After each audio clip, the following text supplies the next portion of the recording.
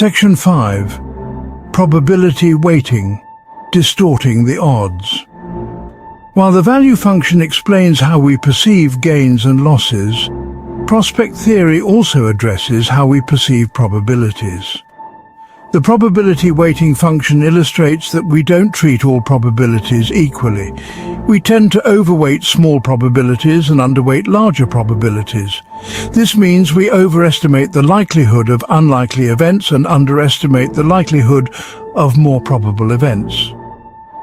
This helps explain why people buy lottery tickets, even when the odds of winning are astronomically low, and why they underinsure against common risks, even when the cost of insurance is relatively small.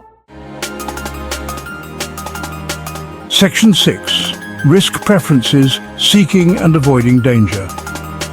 The interplay of the value function and probability weighting function leads to predictable patterns of risk preferences. In the domain of gains, where we are risk-averse, we prefer a certain smaller gain over a larger gain that is merely probable.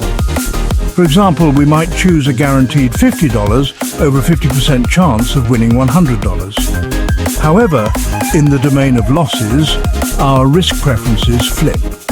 We become risk-seeking, preferring a gamble with a chance of avoiding a loss altogether, even if it means potentially experiencing a larger loss.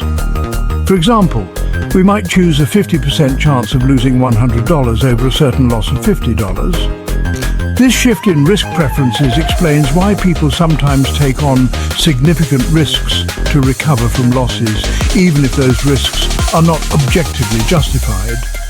It highlights the powerful influence of emotions on our financial decision-making. Section 7. The disposition effect, holding on and letting go.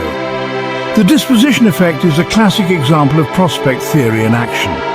This bias describes our tendency to sell winners too early and hold on to losers too long. When a stock in our portfolio increases in value, we are eager to lock in those gains and sell, even if holding onto the stock might yield even greater returns.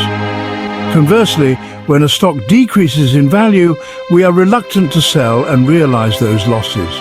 We hold on, hoping for a rebound, even if the prospects for recovery are dim. This behavior stems from loss aversion. The pain of realizing a loss outweighs the potential benefits of cutting our losses and reinvesting elsewhere. The disposition effect can be detrimental to our investment returns, leading to missed opportunities and exacerbated losses. By understanding this bias, we can make more rational decisions about when to buy, sell, or hold our investments. Section 8. Framing effects, the power of presentation. Another important concept in prospect theory is framing effects. This refers to the significant influence of how information is presented or framed on our choices, even if the underlying options are objectively the same. For example, imagine a medical treatment is described as having a 90% survival rate versus a 10% mortality rate. Although these two statements convey the same information, people are more likely to choose the treatment when it is framed positively, 90% survival, than negatively, 10% mortality. This is because the positive frame emphasizes the potential gains, triggering our risk-averse tendencies, while the negative frame emphasizes the potential losses, triggering our risk-seeking tendencies. Framing effects are pervasive in financial decision-making. Understanding how information is framed can help us see through manipulative marketing tactics and make more informed choices aligned with our true preferences.